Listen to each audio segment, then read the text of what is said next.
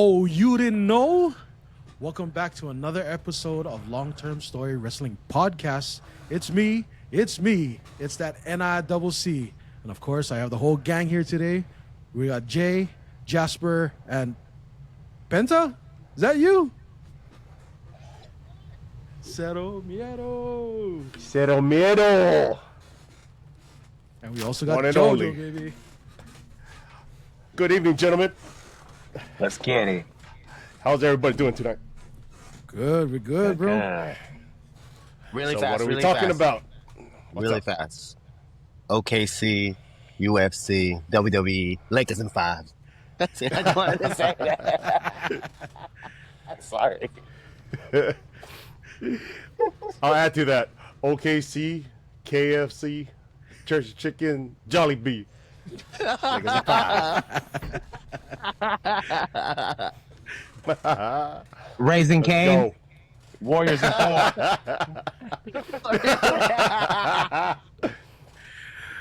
Bro, you know what? I don't even know what you guys are talking about. So let's get this started. We're saving that for the next podcast. All right, gentlemen. So it's been a minute, actually, since we had all four of us on here. But nonetheless, I'm going to recap real quick on SmackDown Raw from this past weekend. We got some other things happening, primarily with a few free agent, actually, and a debut as well. So obviously we got like a lot happening prior to the whole WrestleMania weekend, which is actually next week. But nonetheless, let's talk about SmackDown real quick. So we had some highlights. Specifically, we got Rey Fenix debuting with WWE. We also had a pretty heated exchange between Charlotte Flair and Tiffany Stratton with their promo. Kind of went off the rails for a little bit, but we'll definitely discuss. And kind of open this up here. Kevin Owens. So he came out part of the show talking about having to deal with an injury. Sounds pretty serious. Looks like he's going to be out of action for quite some time.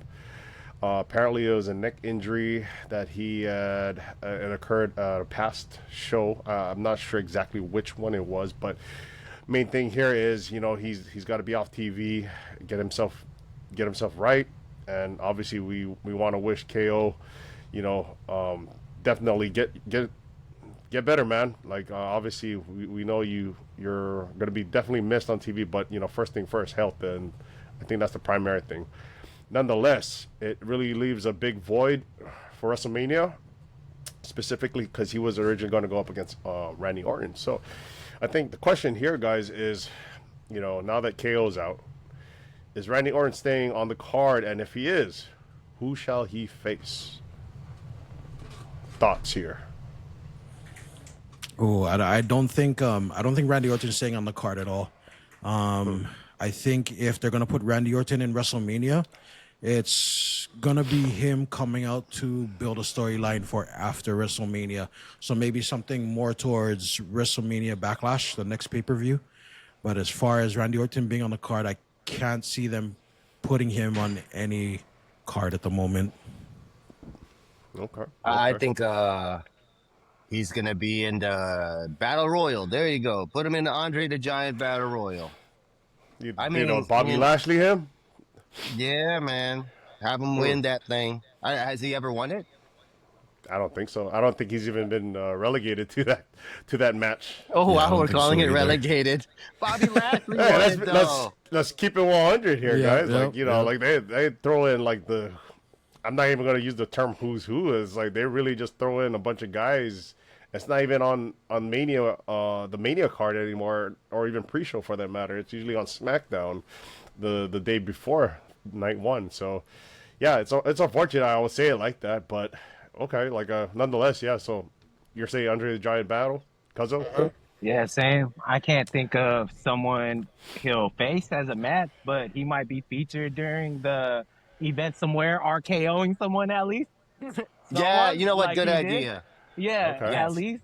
Because I just can't think of someone like you could put together as a story for him to just go battle it out. Hey, what's his name though, man? KO, man. You always get under my skin.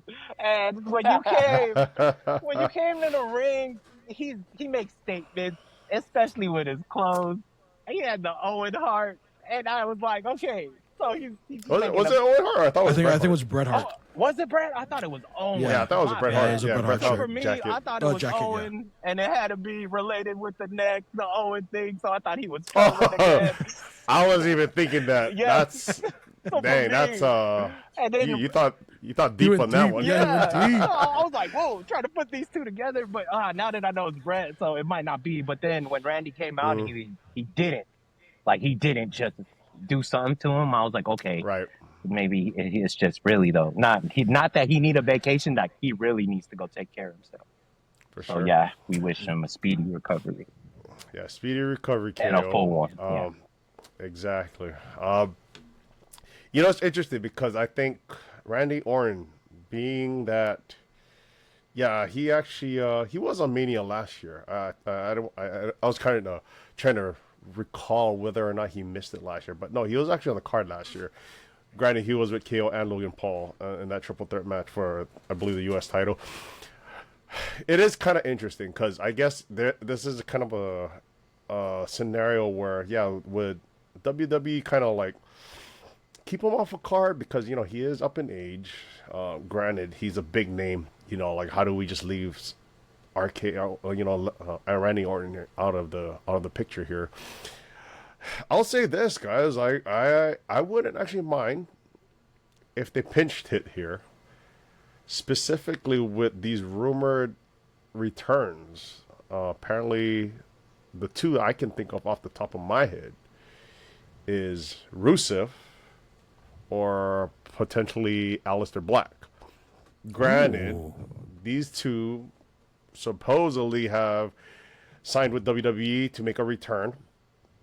And I wouldn't mind actually having kind of like a little pinch hit surprise here just to kind of fill that void since KO can't perform against Randy Orton. You know, if you're gonna put it like that,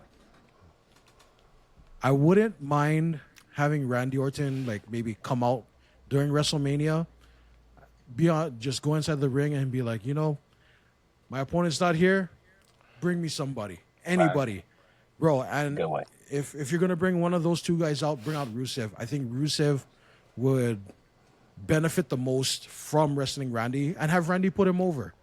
But you know what I mean? Give him one hell of a match first, but let Rusev go over. Right. I think Rusev would benefit a ton from that. And I don't think Randy would lose any credibility from it. I disagree. I don't think you bring in Rusev. I don't think you're bringing Aleister Black. Like, not at that kind of thing, because it's just going to reduce, like, the roster is so bloated, right? And that's a good thing. It's a deep roster. They're just going to get lost in the shuffle. You do these Mickey Mouse kind of stories, right? Best thing it's like I agree 100% with Jasper. Have him RKO somebody. You know, when they announced today's attendance is like blah, blah, blah. RKO that fool. Whoever announces the attendance or whoever the host is, RKO that guy. There you go. Just make that. Yeah.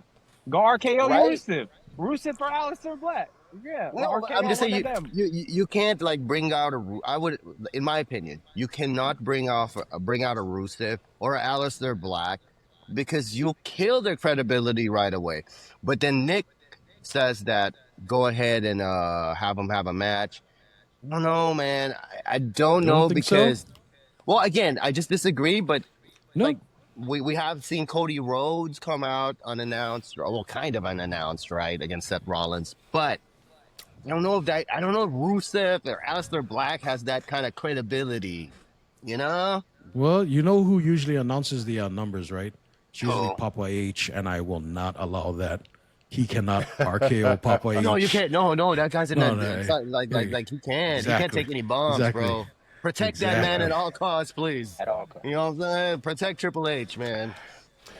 I think, Nick, you were kind of talking about how, like, you know, let's just say hypothetically again, Randy Orton standing out there in the middle of the ring requesting, all right, you know, I'm here. I want to fight. You know, I'm ready to go. send anybody out. As opposed to Rusev, lights go out. See the smoke on the stage. And here you go. You see that one body creep up. And that whole fade to black hits. Aleister Black returns. I could see something like that actually I happening could see too. that too.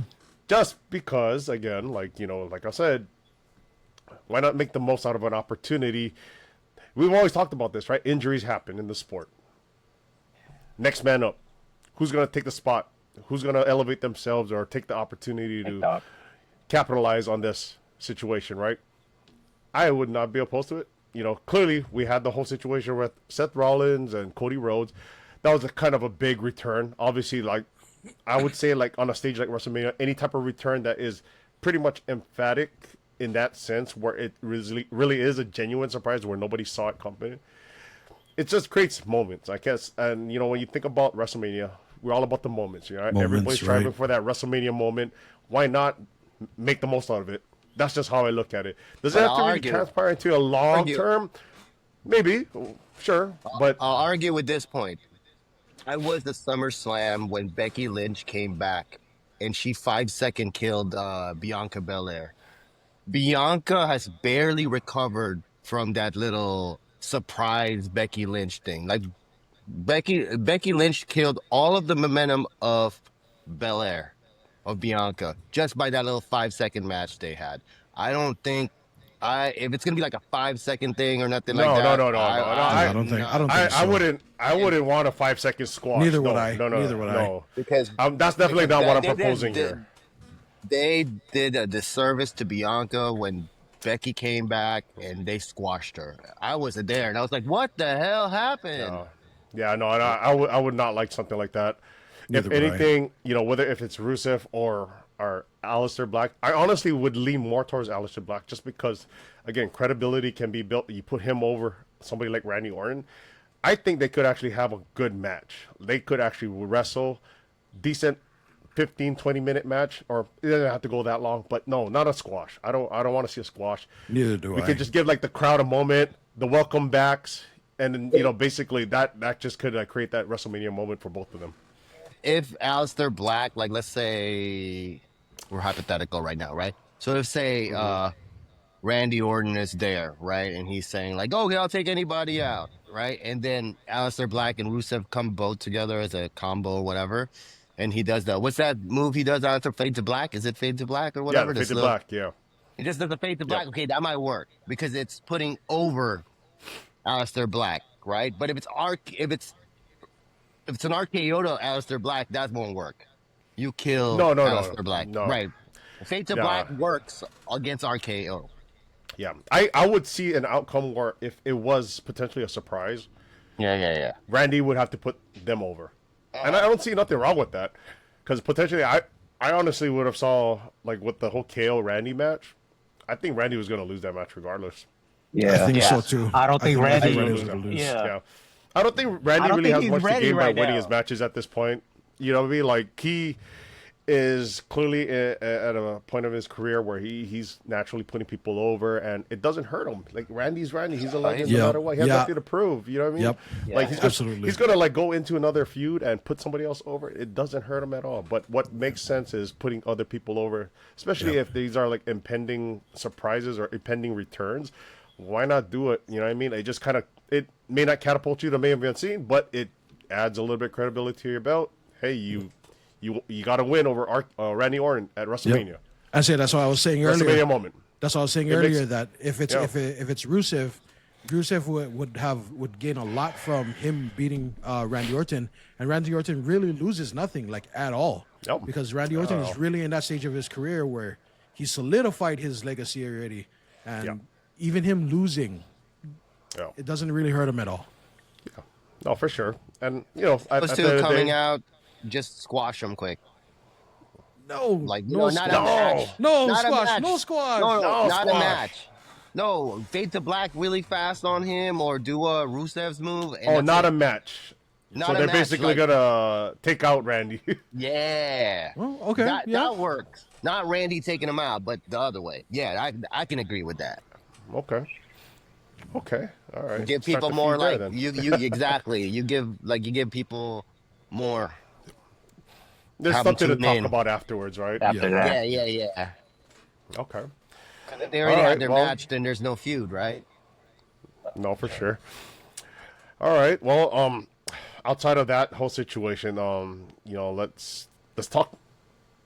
Lucha Brothers are now in WWE. Obviously, we got good old Penta and the Raw brand, and we just had the debut of Rey Fenix. I know a while back we did this podcast, and I was kind of like giving some shit about like some dude at an AEW event talking about The the better better Ray. Ray, and well, where's this guy now? Apparently, the better Ray is in WWE with the other Ray. So, Yep. They're both Rays are in WWE now. yeah. So now what? I guess we can find out, right? Who's going to be the better Ray. But nonetheless, gosh, Ray Phoenix is definitely now WWE. The dude said it in his post-match promo. He's WWE, and the guy had a great show with Nathan Frazier. I've watched this guy clearly. Him and Penta back in AEW, and even prior to all that, some of his matches. The guy is really athletic. He I would even say has a pretty difficult skill set compared to what Penta does in the ring. A little bit more flashy in that sense. But yeah, like I'm just kind of amazed to see both of them in WWE. But putting more focus on Rey Fenix. The guy is definitely a top tier lucha, and I think the narrative with luchas in WWE is sustaining that success for the matter of from their debut to their entire tenure, right? And I think the only one that really sticks out is Rey Mysterio. So guys, with Rey Fenix now on the roster, what do you guys see with him? Like, how does this guy stay relevant? I'll quickly comment because I know you guys know more about him. Okay, cool thing I do like about that is Penta and Rey Fenix are separated. So you give a Yeah. chance for Rey Fenix to go shine on his own. You don't Right. kill Penta's push, which is Yep. good, right? Yep. I always have this thing, besides Rey Mysterio, like you pointed out, JoJo. When you have a mask on, it's tough to get over, man.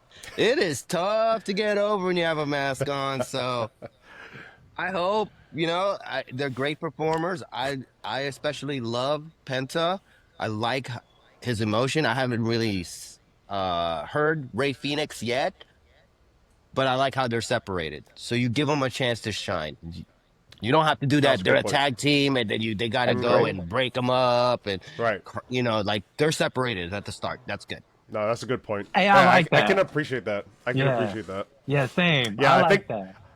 Yeah, I think the actual injury to Rey Fenix, granted that was kind of like one of the big hurdles of him being able to get out of his contract with AEW, was kind of a blessing in disguise because we saw the debut of Penta. We saw how the instant impact that he made as a solo single star, right? And we know what he can do in a tag team with his brother, Rey Fenix. But to see him actually go solo for a bit and really shine on that matter, I can appreciate that. The guys clearly had singles success outside of WWE, prior to, I think, probably the biggest one or the most memorable run he's had as a single star was in Lucha Underground. And at the end of the day, yeah, it's great to just kind of see them be separated for a little bit, because the other part of it too, I'll say, is I've been very highly critical about the tag team division. To just kind of insert them into that whole main roster tag team division mix is not like the thing I would want to see right now, because that, even though they could probably inject a little life into it, it doesn't feel like as relevant as it should be on the main roster. So yeah, keep them separate for the meantime. We can appreciate that as they do whatever they need to do on their respective brands. Yeah, I should have knew they were brothers too, because when they introduced that man Phoenix, I was like, man, they're really coming through with these entrances. And then for them to introduce them like, oh, that's Penta's brother. Hey, dude, Yep. this guy kicks ass. He's full of passion, just like his brother is. And the fact that you guys just mentioned they were tag team partners. Okay, I'm gonna get to know them separately, and then they're gonna collide and bring them together and get them a title. Watch, it's gonna be sick. So, hey, That's I gotta definitely ask, in the future. has their interests always been that bang and flair, or like Yo, so I'll say this, right? Like it's interesting because like you only really get the full effect of seeing them come out together, but kudos to whoever did the design of their graphics because I saw something. I don't know if I shared it with you guys, but it's kind of cool to see that like the name of each wrestler for some whoever designed it was able to kind of inscribe the other wrestler's name in the pattern of how it was constructed, which is kind of cool because I'm like, if you really look at it, Penta's name has a slight resemblance showing Phoenix's name and vice versa. So like I gotta show the graphic, but it looks pretty sick. I'm like, whoever did that is genius. That's pretty sick. But yeah. So, bro, I'm gonna circle back to that too. So when I was watching Rey Fenix's debut, that was the first thing I noticed. I noticed the graphic because that's just like one of those things I always pay attention to, especially for debuts, because you kind of look at the whole package, right? What they look like when they come out, what their music sounds like, what their graphics for their whole I don't even know what it's called nowadays. But it used to be what was it called? The Tron back in the day. Oh yeah. Titantron. Right. I don't even know what it's called now, but Titantron. on the screen in the back. So you're looking at the It's whole just package. big screen TV now. Right. Yeah, They exactly. downsized it. Yeah, so like that was the first thing I noticed is that I was like, oh, his graphic looks exactly like Penta's. Like, and if you were just glancing at it, you could totally mistake it for Penta's. Like, Yeah. it's almost identical. And I was like, oh, that's pretty. Yeah. That's exactly what I was thinking too. I was like, oh, that's really good. Whoever did Yeah. that's really good. It kind of gives them the link to show everybody, yeah, these guys are brothers, but at the same time, they're their own wrestler, and that was kind of cool. So, and then that's one of the things I noticed too is that, I mean, Penta's amazing, but dude, Rey Fenix, he's super flashy compared to his brother. Yeah, he his is. move Yeah. set is super flashy. Yeah. Yeah, and Or then the younger brother. Ooh, that's a good question. that's a good question. And I have to look that up. I'm Yeah. not sure. And I would assume Phoenix is probably, but I don't he want looks, to. he I looks can't like a younger confirm that. brother. Yeah, he looks. Yeah. I can't confirm that. Yeah, and so Can't I'm tell. kind of in the He's same wearing a boat. mask. Just kidding. Well, they both are, right? Right. Yeah. Yeah, but I'm kind of in the same boat as you, Jay and Jasper. I really don't watch AEW. I've watched stuff here and there for specific matches, but I really don't watch it. So I've never actually seen Rey Fenix or Penta. I've heard about them from whatever like JoJo had mentioned or you guys had mentioned in our chat, and I've seen some of their stuff. But yeah, exactly. But Can't I've never believe actually that blasphemy. That right, shit was but I've never so horrible. I've never actually seen them. So, I mean, and like we had talked about on the other episode, and if you guys, for you in the audience, if you guys want to go check it out, go check out our other episodes. I had said that luchadors, it's an uphill battle for them. It's like swimming upstream. Because, and like you were saying earlier, Jojo, right? They have to set this bar right out the gate, and then they have to stay up Sustain there. that. Right, They have to exactly. sustain It's so hard because luchadors, to me, they're some of the best wrestlers in the business, bro. Oh, They do hands stuff. down. Yeah, like bro, Yes. they're doing all these crazy stunts and all these crazy Yeah. spots, and they're really good wrestlers. And the expectation for a luchador to keep at that level, that's tough, bro. And you realize when you really think about that kind of stuff, you realize why there's not that many luchadors around, because it's so tough to just stay on that level. And Yeah. if Penta and Phoenix can keep that level, and even if they tone it down a little bit, just so that it gets not as dangerous for them. Bro, you know what? I think they're good. I think they have longevity. Especially, I see Penta. I see Penta staying for a long time. Yeah, definitely have to scale back to the WWE model, and they can't do so many spot fests where it just gets to the point where like, okay, this stuff is so flashy, but it doesn't feel as impactful as it would if you seldom saw that stuff on a PLE or so to speak, right? Or like just some relevant matches, or like I would say like matches that are like more on a higher profile. But I think at the end of the day, I will mention that, you guys want to reference a match to go see them at.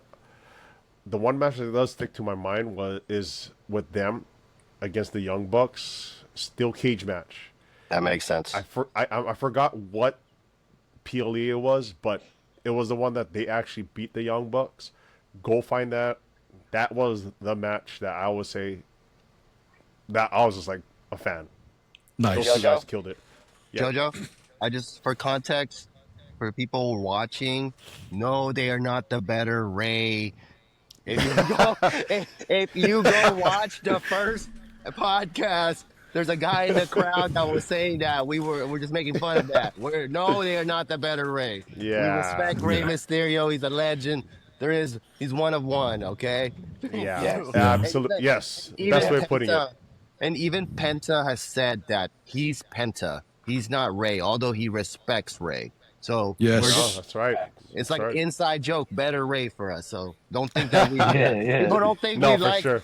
like we don't Yeah. think he's No, the best yeah. Ray. It's no disrespect to Rey Fenix. It's just we can't also disrespect good old Mysterio here. Yeah, yeah, you know, yeah. you know He what is about one that? of one. About that match too, you know, when I saw Frazier in the ring, I was wondering why they put Frazier of all people It makes sense though.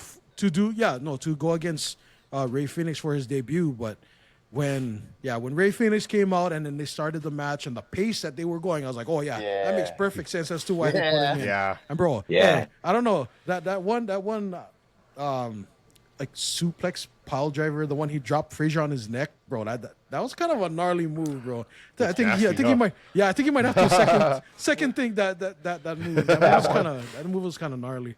And Frazier, to his No, credit, for he saved Rey Fenix from the The other way around. Fra- It yeah, was the other Ray way Fenix around. saved Frazier. Yeah, Frazier Fenix was doing saved the Frazier. spot. Yeah, he Or was jumped it the out of other? the- Yeah, Yeah, it was the there other was a way spot outside the ring, and they both I think they both helped each other out there. Like that was a Yeah, botched he- move that was saved. Really good awareness on Phoenix's end. That's for sure.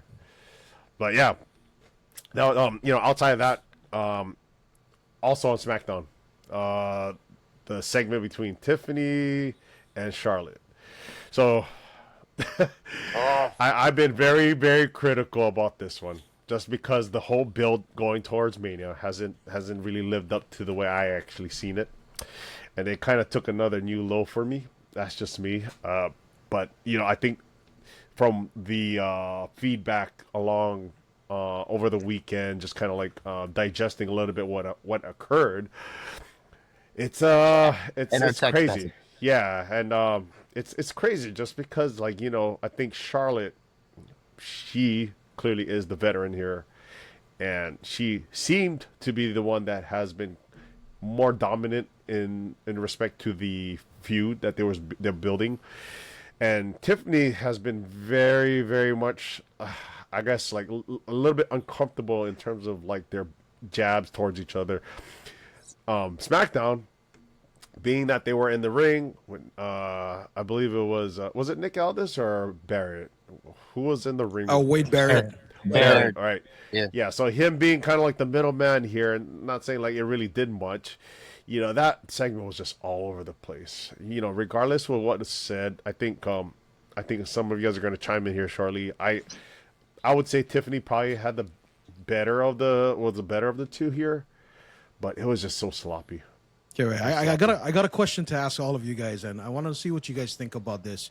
So, so during that whole during the whole promos that they were cutting, right? It looked like the audience got the better of Charlotte. It looked like they shook her up a little bit. Oh gosh, You that's guys, pretty so, obvious. and so this is a topic that's been going around right on the internet. Was Charlotte really shaken up, or was she taking a back seat, and she was trying to give Tiffany a little bit of a wiggle room, Some that she breathing can room? look, so that she can look better. So I thought she was trying to give her some breathing room, but Yeah, it I do clearly too. didn't end up being that way. Like like the way it ended, it showed that they were really shooting. Yeah, And I was just like, okay, this is definitely not a work. yeah. And the fact that WWE edited a good amount of that, I was like, okay, that wasn't a work. Yeah, They're really shooting. because I watched the replay. I didn't get to see the live. So if they edited some stuff out, I didn't notice it. They edited it really good because I didn't notice Yeah. that they edited anything. Yeah. But Yeah. from what I saw during the promo, bro, Charlotte was shook. I mean, the crowd worked her on that one, and it Yeah. only helped to make Tiffany look good, which is, in an odd way that helped Tiffany, and that helps WWE as a whole, because this feud hasn't been the greatest. Like we've all been saying, Tiffany Stratton's mic skills, she definitely needs some work, especially, you know what I mean, throwing insults and just working on her mic skills in general. Yeah, her delivery is off for me. You know what I mean? It's like She kind of played the bubbly thing, right? it's too bubbly. It's too bubbly for a baby face, and the cadence of it, the way it's just like the timing. Like, let the people digest a little bit of what you just said before you go into the next line, because that way it kind of like it settles and it hits differently, But she is almost like she's rushing it to the point where she just wants to get it out before she forgets it, and that's how I feel, And her mannerisms clearly, it shows. It shows that like she is not as patient on the mic to deliver it. At the same time, the context of what she's saying, it sounds great. It's not what you say, it's how you say it at the end of the day. Right, the delivery of it. Yeah, so like Charlotte, oh my gosh, like the fact that she threw out that last line talking about Bro, that how was a Kaiser reach. was in my DM. That was such a last minute reach. That was Like, a reach. it was desperate. That was it was a so reach. desperate. So at That first, was that was Yeah. that was the only part I saw at first, like that part of the Okay. highlight, right? And then I went and saw the entirety. At first, when I saw that part, that's why Kaiser was in my DMs. I was like, oh, she must have Yeah. said some hot stuff. Went to Yeah. go watch it, completely different. yeah, I was like, changes whoa. the context. Mhm. Like, whoa. Yeah. And then to get to that point, I was like, whoa, I guess, well, you said something. Tiffany did say that 0-3 line, Bro, which she was went that was a low hard on blow that too. Dude, That was a that's low bad. blow. Yeah. No, but- In that line. See, she Yeah. went real bad on her on that. And then Nah, the you know crowd. what? You guys talking about that crowd. And Yeah. I don't know. So my theory is, right, they were in the back, and then Tiffany was like, okay, you're gonna put me over, right? And then, Charlotte was already like, you're gonna earn it. And then, stuff like that. Because I saw attitude. This is attitude tip. It's like she was like, Uh-huh. okay, you want to play this, Charlotte?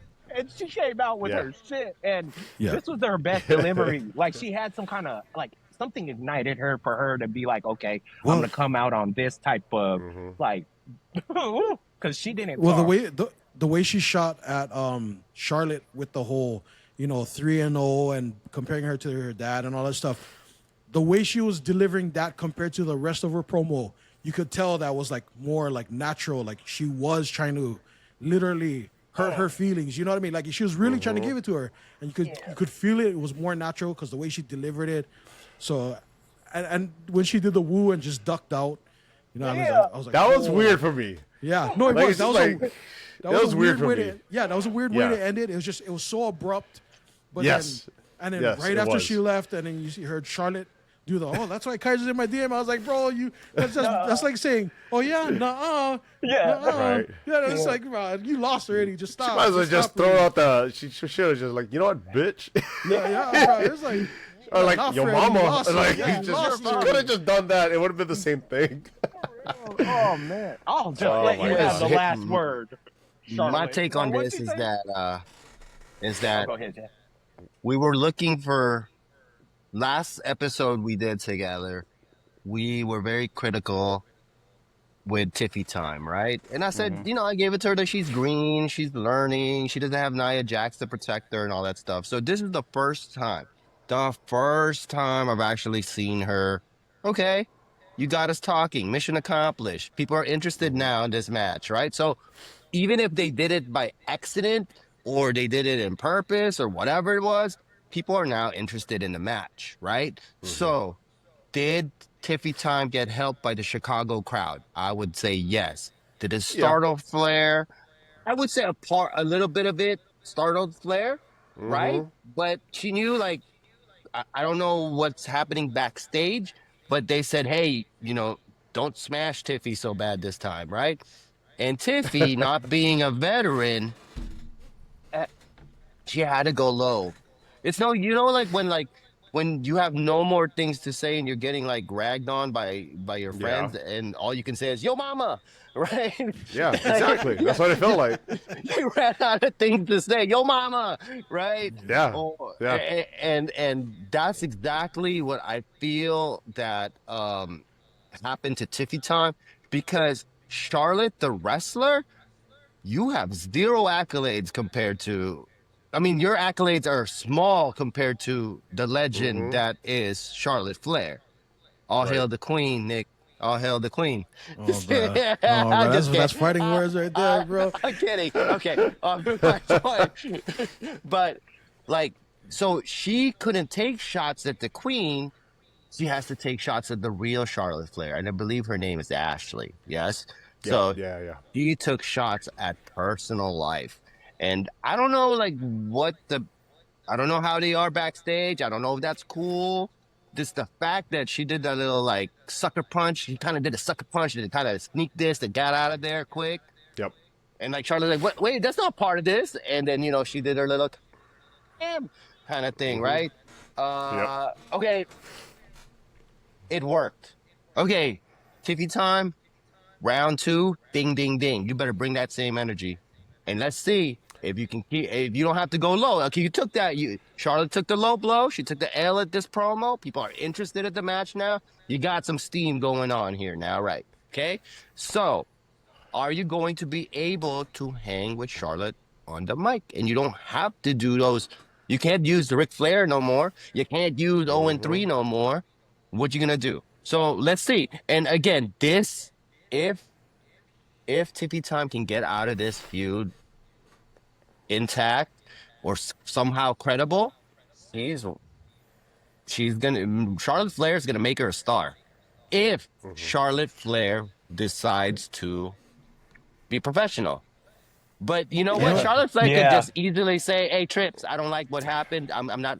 She's not going over me." Yeah, And Yeah, you but know what? bro? They will listen to. I honestly believe Charlotte Flair has that much pull that she can say, "I ain't taking the L on this girl." No, you know what? Tiffany can't use the 0-3 no more, but she can definitely say you're gonna now go 0-4 because Tiffy Time is gonna she's gonna beat Charlotte, bro. She's gonna beat Charlotte. Hail the Hands queen, down. bro. Bruh, hell You better no, bow bro. down to the queen, No, bro. hell no, bro. Hell no. Charlotte's going down. I don't know what you guys Oh, talking man. about. You guys are gonna be going to the bathroom break during this match. Yeah, no, you're right. You're right. You're right. That's him. I was gonna go to the bathroom break on RKO. Now you gotta stick around for that one because you want to Yeah. see if it's No, gonna be a but- surprise. Well, okay. Charlotte Flair always performs. She always No, has she good does. matches. I She's know, she one does. of the best, bro. We cannot deny her. That's what I was saying. Like, not at all. Charlotte Yeah. Flair is a wrestler, bro. Mm. Tiffy Time can't even talk about that. That's why she has to go low blow because oh shoot, I ran out of material. Yo, mama. You know? Yep. That Yeah. was bad. Yeah, she had to go after Ashley. She couldn't go after Charlotte. Yeah. We're good gonna point. see a bunch of boos and a bunch of woos. I guess that. Yep. Yep. We'll see I'll what be wooing. happens. Yeah. All Yeah, right, Nick. well, Woo! if anything regarding SmackDown, that they did. If I'm not mistaken, they did close out SmackDown. I believe with CM Punk, Paul Heyman, and Roman, and Seth. Right? That was they closed out the show. Right? So I think here. Oh, I guess the main thing to kind of like really talk about with this situation, because we know they're gonna all be in a match, main eventing Mania Night 1. The favor was revealed, right? And this was kind of interesting because I guess in the past we were talking about what is this favor. We felt I personally thought that the favor had title implications, like it was gonna be like, give me a match for the title. Apparently not. Apparently this and it is kind of interesting because I forgot who it was. I don't know. Was it you, Nick? I think, or I did send it to the group. Apparently, this was kind of linked back to some long-term storytelling back during Punk's previous WWE run, and I guess the message here specifically was that Heyman kind of like almost foreshadowed this. Interesting enough, right? Like the comments of him stating he would be in his corner and be there for him to main event WrestleMania. It's crazy. It's a crazy callback. It's a crazy callback because I would have not probably looked back this far to see if there's any like ties to this whole favor, right? But yeah, sure enough, they really went as far back as to Punk's first tenure with WWE and really honed in on this whole favor as Heyman being on his corner versus him actually being there for Roman. And it's kind of crazy to think like, okay, how is this really impactful, right? But I guess I kind of want to open the floor here. What do you guys think? Like, how does this favor like play into this main event match here? Wait, did you guys see today? I saw Raw. I didn't see NXT. Well, before we go into that part. Yeah. Okay. Before we go to that talk part. about that later. Yeah. Okay. Yeah. Let's speak on the SmackDown. Okay. Episode. Bro, you're cracking me before up. we segue to that. I know. Okay. Okay. I see you guys all giddy and all that shit, but one step at a time, baby steps. Okay. Well, this is nice. I like it because we didn't know why they were thrown together anyway, right? So now it shows like why. So I see a path. Yeah, you know what? I'm starting to really enjoy this program. When we were first going into it, remember we were all talking about it, trying to figure out where they're going to go with it. And it was all pretty confusing. But we're at the point where about a week and a half away from WrestleMania. Bro, this is why these guys are like some of the top guys, if not the top 3 guys in WWE right now. Oh yeah. They managed to For sure. to take a lemon and make lemonade, bro. Yeah. You know what I mean? Like, yeah. like, you know what I mean? Like, Yes. they Very well said. somehow made a triple threat that has no titles, nothing really big on the line except for pride. That's all they have on the line, and they somehow made this thing super relevant. And then they're adding more layers to the story, which is amazing. And when CM Punk had talked about that favor on SmackDown, where he was like, I want Heyman to come walk down with me. When Roman started laughing, I thought he was undercutting the favor, which was basically just going to flatline it and make it seem like it was irrelevant.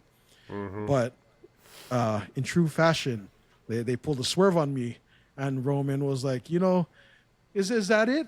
Is that it? And I was like, oh, he's squashing it. He's making it like it's nothing. He's like, he can't do that. And even if I wanted to let him do it, he wouldn't do it. And then he goes, let him down easy, wise man. And then we got nothing. Yeah, we got nothing from Heyman, right? We got nothing. Then we see tears. And then you just see Roman like, are you Tell crying? him no. Yeah, tell him no. I'm giving you one more chance. Tell him no now. And it adds the emotional value to it. And I was like, oh shit. How is he? How is these guys? These guys are pulling out stuff that shouldn't even be part of it. And you got to be a true wrestling fan to really remember that kind of stuff, or at least be a wrestling fan that's online enough that they're like, okay, we've seen the clip because of CM Punk talking to Paul Heyman that long ago, so we know that's how it's tied into the story. And it's just, bro, I'm excited to see it at WrestleMania. It's like they've just added so much to it, and I'm really enjoying it.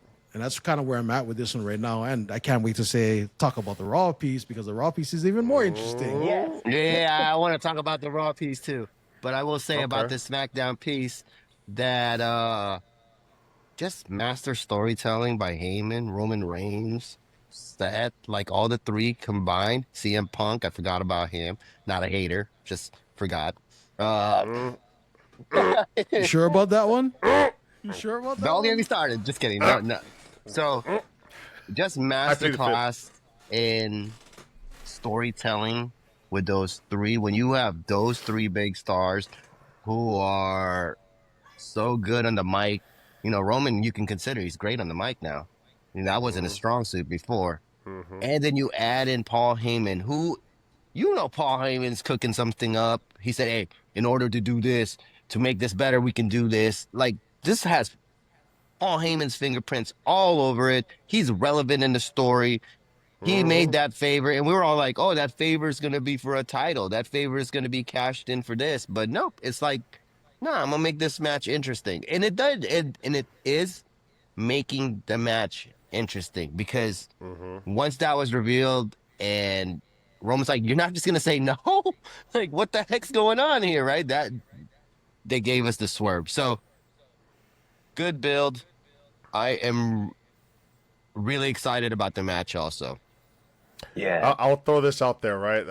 And credit, I'm not exactly sure who I saw this from, but there was a valid point regarding this whole swerve where somebody had mentioned CM Punk taking Paul Heyman away from Roman is such a big thing here because if you think when they started their alliance was so long ago, to think that Roman hasn't really done anything without the help of his wise man since they joined is kind of mind blowing.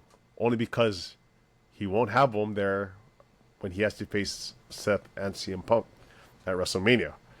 So it is kind of an interesting variable here that CM Punk is clearly the catalyst of him taking Paul Heyman away from the good old tribal chief here. So it's another thing to kind of take into consideration.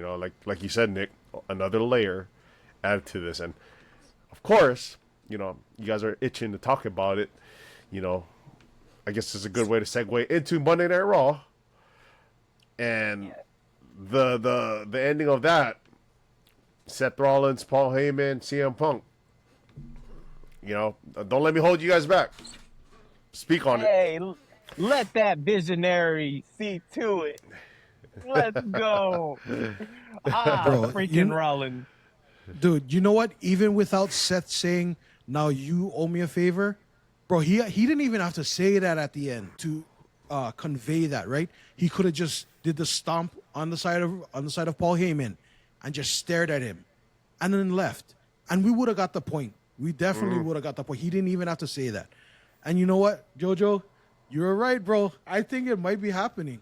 Remember how you were talking about how Paul Heyman might go with Seth? Bro, it's looking like it might happen, bro. Planting some seeds. Yes. Planting some seeds. I think, was it you guys that sent, I don't know if it was you guys or might have been my wife that sent me, I think it was Bubba Ray and Mark Henry. They were doing a podcast. And Bubba Ray was talking about, Bubba Ray was saying, okay, so you have Paul Heyman coming out with CM Punk and he's already betraying Roman, right? So he doesn't have to betray Roman in the match. And you have CM Punk, and we don't need CM Punk, Paul Heyman. CM Punk really doesn't gain anything from being with Paul Heyman. But with Seth Rollins, he has a lot to gain if Paul Heyman goes with him, right? And that's the one thing that nobody is expecting. They're expecting Paul Heyman to either be loyal to CM Punk and be confused throughout the whole match and then just walk away after the match is done, or betray CM Punk during the match because he's loyal to the tribal chief. And that's kind of what a lot of people are expecting, right? But Bubba's like, but the one that people won't see coming is Seth Rollins. And that whole promo that they were cutting, that Seth was cutting on Paul Heyman on Raw, dude. I mean, it was impactful. His mic skills were right. He was on his game on Raw when he was cutting that promo with Paul Heyman, and then of course Paul Heyman playing the sleazy manager. You know what I mean? Like he was giving some thought to it, like how if this would benefit him in the long run. But what about his tribal chief? But what about his best friend? And you could see the wheels turning. I mean, it might not have been turning, because it's part of the story. But the way his facial expressions were portrayed, how he was acting while Seth was cutting the promos, dude, that was like masterclass. And I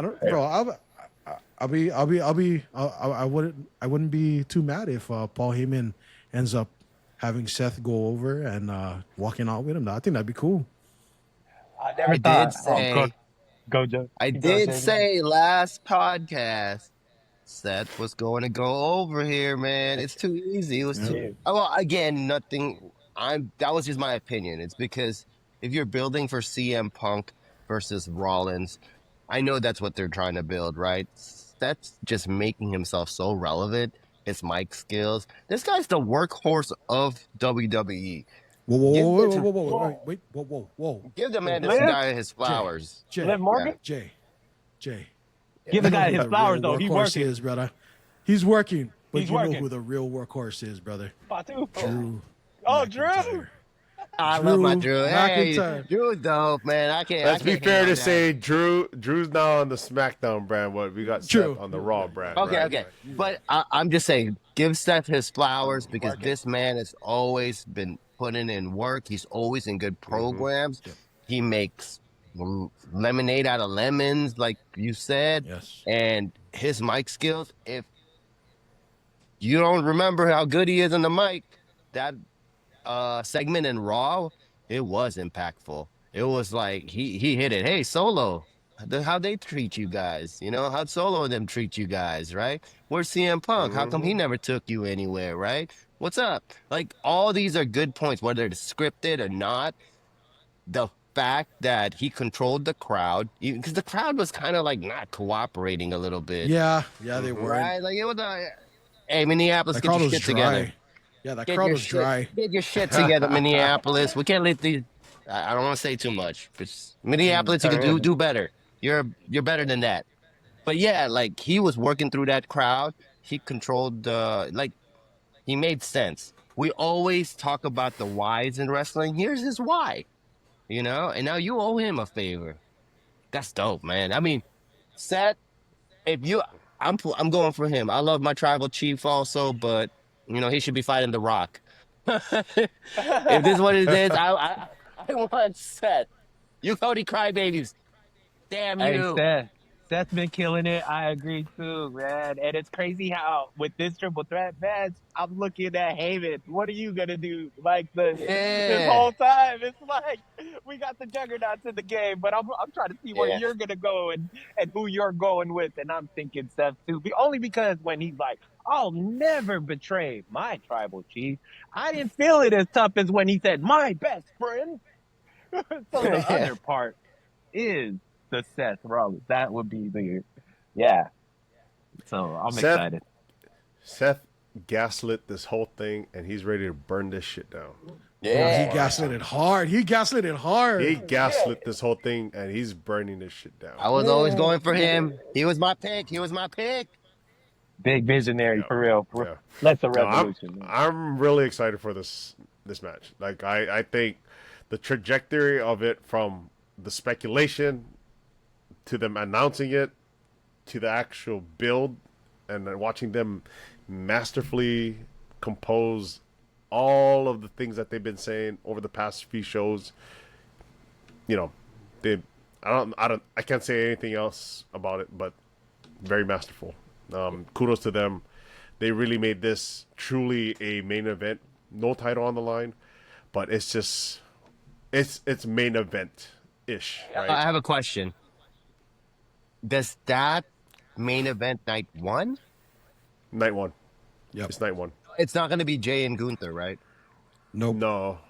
I think they're. I have a feeling. I think Nick. We talked about this. I think they're going to open Yeah, I think they're gonna open. one or two, but nonetheless, they are main eventing night one, and Cody and Cena night two. Okay. We can agree on that. Yeah. It makes sense to me.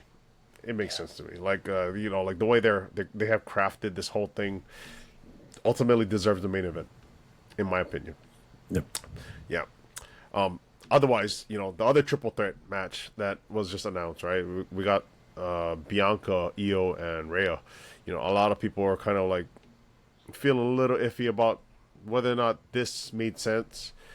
But I just kind of saw it as like, how do you leave Rhea out of the picture here? Granted, Io won the title. Bianca earned her spot. But how do you leave Rhea out of this picture? I personally think that we're going to be in for a showstopper here with these three ladies. not having the main event spot, it's okay. Maybe they open one of the nights. I don't know. But the fact is, these are 3 NXT alums in their own right, been individual champions, multi-champs in that matter. And, I just can't wait to see the way this match is going to look. Only because I want to say this is the future of the women's division in front of our eyes here. And it's really going to showcase how far the women's division has come. Specifically because they have been elevated from NXT as like some of the top women in NXT to be in the main roster. And I think if anybody's paying attention out there, watching these 3 ladies pioneer post 4 horsewomen, these are the 3 I would say are the top tier post 4 horsewomen. Asuka. There is Asuka. There's Oscar. I would say Asuka's. She's kind of in the league of her own. I'll give her that. The fact that she accomplished the things she accomplished, during her NXT run, and clearly, being undefeated for, Lord knows how she it was more than a year. Like I think more than the only number I can think of is Goldberg's record, which was like over 100+ matches, and she clearly eclipsed that. But yeah, like outside of Asuka, we got these 3 ladies here. It's just hard to match the caliber of who they are.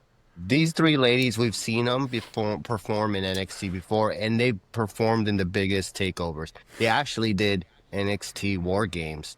If you guys remember that, it was Toni Storm, it was Bianca Belair, it was Io Sky, it was Rhea, it was Dakota Kai. It was like all the who's of the ladies division was there. These girls know how to throw a banger. The build, it's kind of got a little stale. The last time we talked about it, it was we were kind of cool with it. It was giving us twists and turns. It got a little bit stale, but we knew we were heading for a triple threat match, and these 3 girls will deliver. They don't have. These are 3 of the best performers in ring that WWE is gonna have, and it's like their current prime right now, right? Like they're in their prime. I think there's gonna be some cool spots in this, and this one's gonna be a banger. I definitely think so. Yeah. As far as how they could leave Rhea out of WrestleMania, I think that one would have been pretty easy. Just don't have her name on top of the contract. I mean, I'm not gonna lie, bro. Like, It's still real to me, damn it. I was just personally. I mean, after that whole double DQ thing, I was like, okay, just let Rhea go already. Just let it be Bianca and Io, and let Io win anyway. You know what I mean? Screw Bianca too, but. I mean, when they put it in as a triple threat, I was like, okay, whatever, and I guess that's a good thing because they have 3 big names, and it can make the match a lot more interesting than just Rhea and Io. I love how Io is super over right now. I'm glad she's getting her flowers. And people are recognizing her talent. I love that she's over and that everybody cheers for her. But I would have to credit to the fact that it's because they have Rhea and Bianca part of this equation. Yeah, I'm not going to deny that.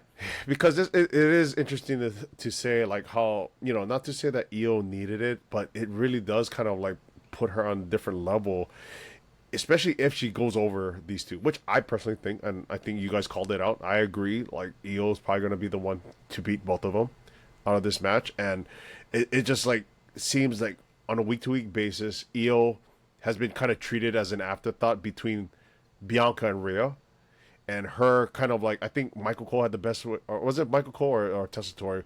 One of those 2 kind of called it out, where it's like Io's done playing second fiddle to these 2 ladies, and she is making it known like, screw it, you guys both want to be part of the match. All right, let's go. keep this in mind though. I'm gonna take both of you guys out, and she's really put herself in that picture as someone that is a threat. I would say, and clearly not an afterthought. Yeah, Hey, Jojo. I'm excited. I'm really excited. Jojo. Oh, go ahead. You know who's not second fiddle, who doesn't think EO's second fiddle? I know where Jasper. you're Yeah, I know where. Jasper. What? I Jasper, don't. what you think of the build, bro? This is your Dude. girl, EO. What you think, Hey, man? okay. I know it might be predictable because they did just diss her the whole time. So it's kind of like, dude, it's kind of letting us know, okay, she's gonna shine and she's going to do something. Like, Yeah. so I'm thinking too, and I am with it. Please let her. And it's like another one where she got two freaking giant women that she's gonna go and she's gonna take to the sky on them. Hey, I love it because we're here for the plot thickening at all times. We will. You wanna make it a fatal four? Put a fatal plot. four. Make it Hey. a fatal four. And you know what? Joey in We there. talk. Hey, we talk about plot thickening, right? We talk about plot thickening, and what is the name of our channel? LTS Wrestling Podcast. We're in it for the storytelling, right? I don't know if you guys are paying attention, but you guys noticed Bianca Belair's outfit? Yeah. How it was black and white, kind of dark. She was dressing in a dark outfit. Yeah, it was real heelish. Yeah. It was real heelish. Her And how outfit. she was talking too, right? She's like, "Oh, Yes. you tied your whole way over here. Go ahead and just find the thing." Yeah. like, How she threw the contract, bro. Like, I wonder if this is gonna Heel turn? tie in. I wonder if it's gonna be a heel turn and tie into the whole Naomi and Jade Cargill I've been saying it. at Mania. You know what I saying mean? it. I wonder if that's her way of trying to signal where it's gonna go with Naomi. You know what I mean? Maybe that's that they're going to be a tag team again and they're going to be heels together. I'm kind of interested in that. That was just something I noticed, and I mean, not trying to go too much into the other things because we're going to be going way over time. But this past Raw, a lot of other superstars were coming out in all black, which is something I noticed. And I don't want to go into the subject because we're definitely going to go into the next our next podcast when we talk about our WrestleMania picks and all the other stuff coming up. But I don't know if you guys also noticed Jey Uso when he was coming out with Gunther, plain black shirt, looking all disturbed and everything. So I mean, they're probably setting up for more stuff than we're even thinking about leading up to Mania. So interesting commonality that you pointed out. Not for real. I would have not even thought about that. Not because that man mentioned it. It's good call out. Dude, that man So- mentioned so I it. mean- too. Yeah.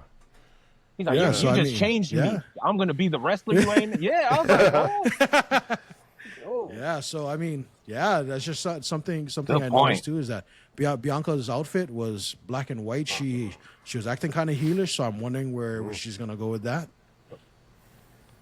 Might as well have a Dark Cody come up. Hey, on you know what? Homelander. Hey, no, okay. Hey, speaking of that, I don't know if you guys saw the commercial on Monday for Clash of Clans with Cody. Oh yeah. People I are didn't talking see it. about that. I'm like, I don't want to like. I don't see it. I I didn't think see it's it. kind of a stretch, but It's a stretch, but it was there, people are bro. like, It yeah, was people are stretch- kind it's of a stretch, tying but it was into there. that. Yeah. Saying. The one with Yeah, him and it's- Rhea, right? It's interesting. Yeah. Yes. Yeah. Well, you guys saw heel Yeah. on that? His lines in that little segment. Yeah. I go see it. It is kind of interesting. Yeah. Well, there is one other thing I do want to talk about here. Outside of WWE, so not that long ago we did get what do you call that? We got Wait. Sorry. Did we talk about Jay and Gunther? not too much. I kind of want to say that for the build. Yeah, Okay. Because there's Save it that's for the such next one. it's such a big component where I'm like, tying in our picks, but for the most part, just to kind of wrap things up here a little bit. Paige Saraya is a free agent. She just ended her time at AEW, which I'm gonna be very blunt. not the best run I could imagine her in terms of returning. Clearly I believe she's like in her mid 30s, still relatively young. Whether she calls, she's calling it quits. It doesn't make me feel like she is. There could be a potential WWE return. She's definitely open to it. But it's interesting because the timing of all of this. We got I want to say the women's division specifically. Tag team division. I feel like could use a little bit of interesting, integration of Saraya or Paige, whatever you want to call her.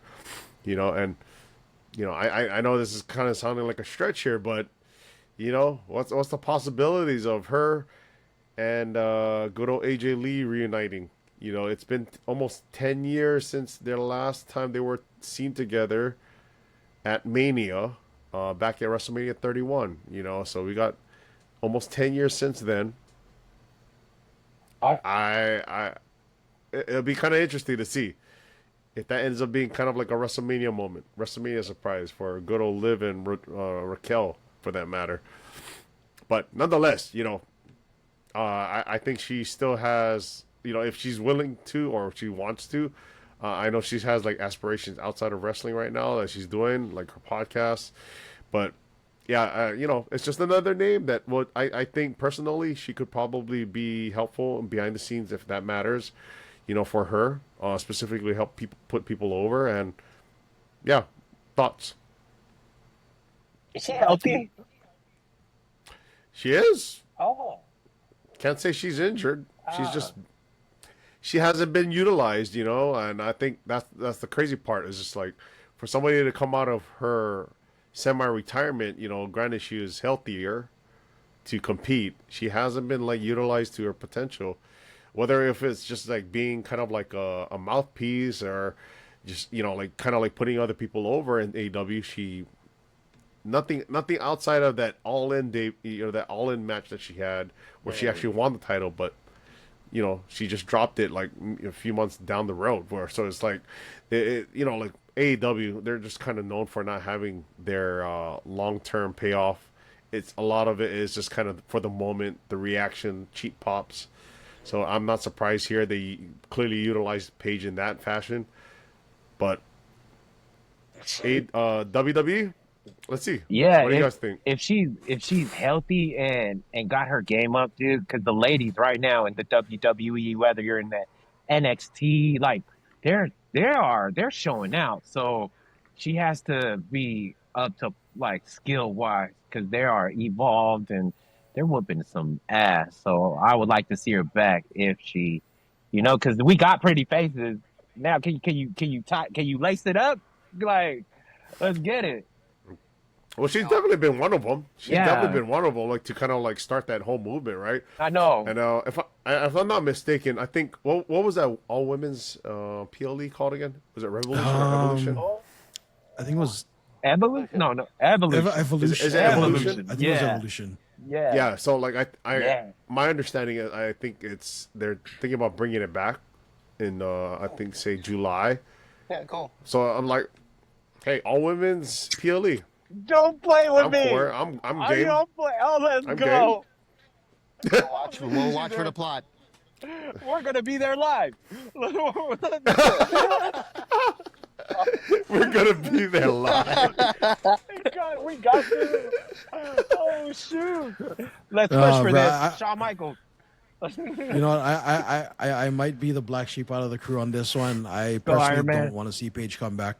I don't want her back. I'll be honest. I just don't want to see her back. I think the women's roster it's not bloated, but it is full.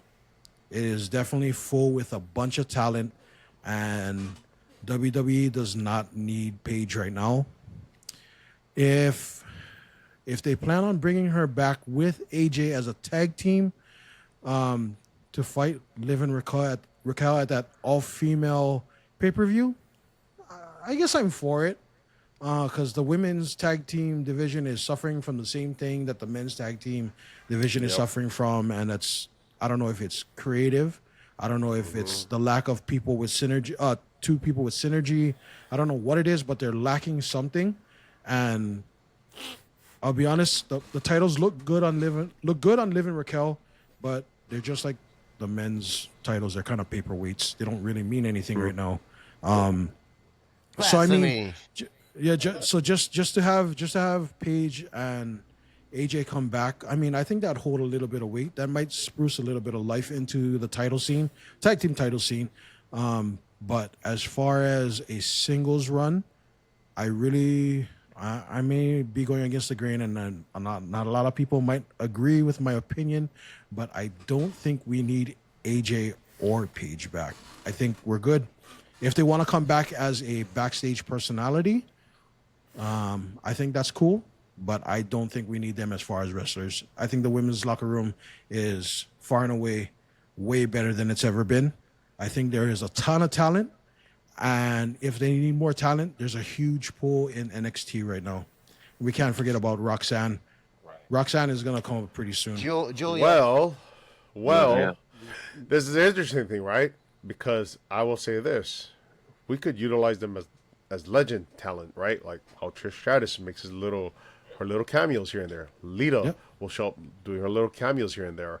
I'll be okay with that. Michelle McCool. Yeah, because the other part of it I'll throw out there is because clearly, their physical, injury history and such, right? It's kind of like the one thing that we got to be, keep in the back of our minds here. We don't have to give them full-time deals. They can be impactful, whether, like you said, as an instrumental background role. They could definitely help elevate younger talent. But there's also some of these long-term story scenarios, specifically with Roxanne and AJ Lee. There's those ties where Roxanne is clearly like, with the whole like CM Punk integration here. AJ Lee kind of inserts herself. And I kind of look at AJ Lee as almost like or should I say, Roxanne kind of like her moniker of being the prodigy. She, to me, is almost like AJ Lee in that sense. She kind of is. If I was to do a comparison like of who she is really similar to, AJ Lee. So that kind of like, if you want to throw like a dream match scenario, that would be pretty cool right there. It doesn't have to be on a full-time basis, but hey, like it creates again like that nice nostalgia factor. It doesn't have to be all the time though. You know what I mean? So I'll say this with Paige and AJ Lee. Granted, I was not watching when AJ Lee was out, and I think that's the time CM Punk was at the pinnacle of CM Punk and his pipe bombs and whatever, right? So I wasn't watching around that time. I think it's just a nostalgia move. You want to bring in Paige backstage. You want to bring AJ Lee backstage. And I'm not spitting on their work. What I'm saying is we know NXT has like a lot of people almost ready to come up, like Roxanne Perez. Lash Legend is probably ready to come up already. There's a lot of talent that's there. We can't have these Pages and these AJ Lees they're past their primes. You bring them in for a Royal Rumble, hey, get the pop, get the cheap pop. You bring them in for the Evolution, like like what they did with the Bella Twins. You bring them in there, give them their little nostalgia. You give them their little dream fight with. If you want to do Roxanne Perez, AJ Lee, fine. Paige versus pick somebody, right? But they got to put over talent. That's all they got to do. Just like what Trish does, like what Lita does. For sure. Because no, I don't think they would come back to take anybody's spot if that's the case. Because the roster, like, that's what I'm worried about Roxanne Perez when she comes up to the main roster. Is what story are you gonna attach her to? Because if you go and just main roster, and once you get that pop, and you have no story, we've seen them. We've seen it happen. Like a lot of talent just gets lost, right?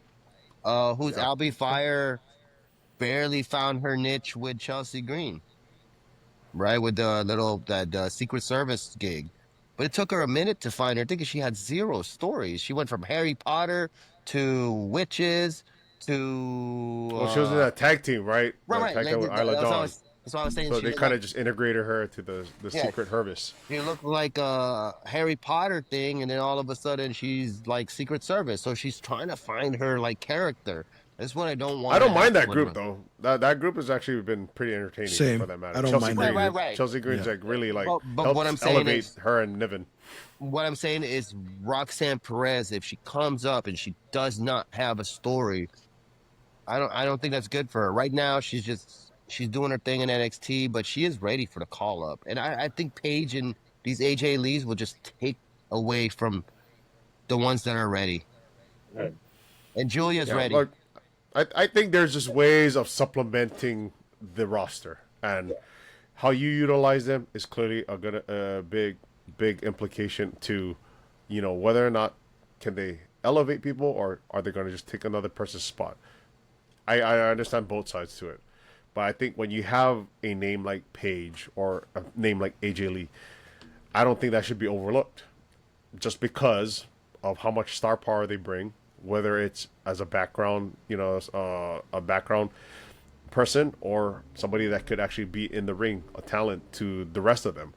Because at the end of the day, I'll just say this too. Like, yes, we keep throwing out that name Roxanne Perez. Yeah, she is definitely main roster bound. She definitely will be making an impact on main roster. The one thing I would throw out there, but I don't want to go too far into this, is if we're gonna say main roster for Roxanne, the one thing I would like to see is post Mania, Roxanne go and chase after Io. Granted, Io wins the title. Those two right there, if they start a program post Mania, I'm all for it. Bro, I'm all for that. Me And too. even if Roxanne loses the scuffle between both of them and Io comes out on top, bro, I think that'll do nothing but boost Roxanne. I think that would be a good I program. disagree with you guys completely because she's gonna go after Flair. As Flair goes over, I don't want Flair. that. I don't want that. Nah. I don't want Flair's that. gonna go over No. Flair. Nah. So Flair's gonna go over Tiffy Time, and Roxanne Perez gonna chase the Queen, and the Queen will make her even a bigger star. Thank How do I you keep I this don't know guy about out? How do that I keep this matchup. guy out, bro? How do I Yeah. keep this I don't guy know out? about that matchup. You know, That so doesn't it's intrigue okay. me. That doesn't intrigue. I feel like the styles between Roxanne and Io are much more compatible than Roxanne going into a program with Flair. Flair can work with anybody. That's how good she is. She could, but then like she clearly doesn't seem like she could work with Tiffy right now. I just feel No, like she needs to find a in group to ring- elevate herself back to like her normal In ring- stature of who she In is. ring, she'll be able to work with. She'll work with anybody. No, but I'm In talking about ring- the whole package. Whole pack. Like right now, it doesn't. It's not my I'm fault. not sold Tiffy on it. Time's amateur hour at the moment. She's still green. Roxanne Perez can hang with the Queen. I would say That's how- the that's mic. how I the- co- the- that's how much I think. Not on the mic. Well, yeah, but she'll learn from not on the mic. best. See that's what I'm nervous about. Is you're just gonna throw another NXT call up in front of Flair. Flair's just gonna eat her up on the mic. That's Yeah. the problem I have with that. Yeah. Just because I don't think Roxanne's ready to match barbs with somebody like Flair on the mic. It's just like you might as well throw her in front of Becky Lynch. Becky Lynch is gonna eat her up. I She's gonna eat her up. I think Becky Lynch would be a little more receptive to working with the younger talent, though. I think. Well, she has, right? Like she has like Yeah, with she like went to Lyra. NXT. Yeah. She has Yeah, that. she put Lyra over, which Yeah. it's like it's nice to see that, but I think at the end of the day, it's Hey, just she like, did go up against You're Tiffy Time. throwing them to the Sharks, I think Becky too. Lynch did go against Tiffy Time. but In Becky went NXT. over. Right. But Becky went over. Yeah. But then see, like there's that whole like notion of like okay, the fact that Charlotte and Tiffany have their program right now, and she clearly has shown. I don't see any benefit to Tiffany like with this whole matchup. Like I expected more, but it's just gone down this whole path of like, oh gosh, I'm just waiting for this to be over. So it's like, oh, I would like to see Charlotte kind of find her groove, not at the expense of Roxanne Perez though. Like she's got neither to would find I. her groove back somewhere. Not for like a call up though. Since we did bring her up, let me ask you guys this really fast. So you guys mentioned AJ Lee and you guys mentioned Paige, but to be honest, Becky Lynch still has to come back. Where are you gonna find room for these people? You know what I'm saying? Becky Lynch is gonna be a big deal when she comes back. Cheers. So on the end, Well, she doesn't. She has to be back full time. on the NFL, when Seth Rollins hosted it, he was mentioning that she's getting ready. She's just she is ready. She's just waiting for the time to come. Yeah. That's how Becky. much But, like, of a they're- workhorse. these that's girls how are much of a older. workhorse Seth is. He's still He's doing promos in NFL Network. The Yeah, man's a workhorse. he did great bro. too. He did He's a company man. But building yeah, like billionaire it's like company. I don't mind like people like Becky, even Alexa. You want to throw Alexa's name in there? I don't mind them coming on and off TV because clearly, okay, they're moms for one thing, right? And they Asuka. clearly got priorities outside. Asuka's just dealing with her injury. No, she's I a know mom, that's dude. like shit. She's a But then, mom. no, but like right now she's off TV because she's dealing with an injury, right? Oh, okay. Yeah, so it's just like okay, like when a she's stalker. ready to come back, she's ready to come back. And she's dealing with a stalker. That too. Yes, she is. Not me, guys. Yeah, so so you got a lot of these people on the side ready to come back. They're ready to come back, but it's just a matter of integrating them to the storyline.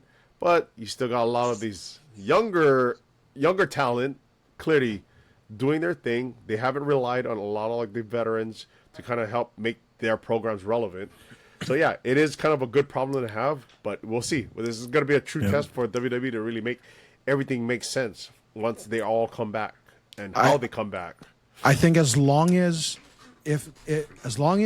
they're mindful of their current talent, who's going to be sticking with them for a while, as long as they're mindful of those talents when if they bring in Paige and AJ, as long as they're mindful of that talent, I think it's okay. Because like you were saying before, Paige and AJ do carry a certain amount of star power with them. It'll get butts in seats, right? End of the day, that's what it's about, is getting butts in seats. And they will get butts in seats.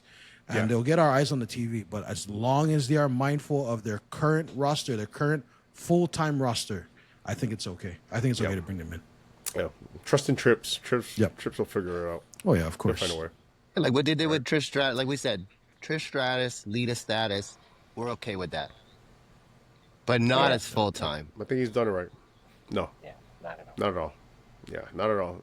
They got outside ventures. I don't think they want to take on like a full-time thing, and it's not really like the thing I think a lot of us want to see. That's like a consensus. But nonetheless, guys, this was a fun episode. Yeah, Just all of us being on the pod all man. together. Yeah, we've been like bits and pieces here and Like, there. But comment, subscribe, do all them things, and we do reply and back to the tune in. comments. yes. We If do. you have yes. any, Yeah. go ahead. No, go ahead. I was just gonna say, hey, Sol Ruka, way to go to qualify for that stand and deliver. Hey, I got a plan for you. You and Zarya just gonna have to jump. What's her name? Just duke it out. Just duke it out. So I'm excited. Hey, Sorry to cut you off, Soul Man, but I just wanted to say that Sol Ruka. Yeah, my background. I was gonna put you as my background, but nah, the stamp we had to. But There's always the next podcast. There's always the next one. Stephanie Vec here, top tier, blue hair, don't care, Julian 5. Oh my god. Cut this guy's feed. Blue hair, don't Cut him off. Cut him off. As a matter of fact, let's all cut our feed. Nonetheless, guys, all right, y'all. we appreciate y'all. Thank you again for tuning in. LTS Wrestling Podcast. Please like, subscribe, follow us on social media, Instagram, TikTok, Twitter, X, whatever you want to call it. Spotify, listen. We out.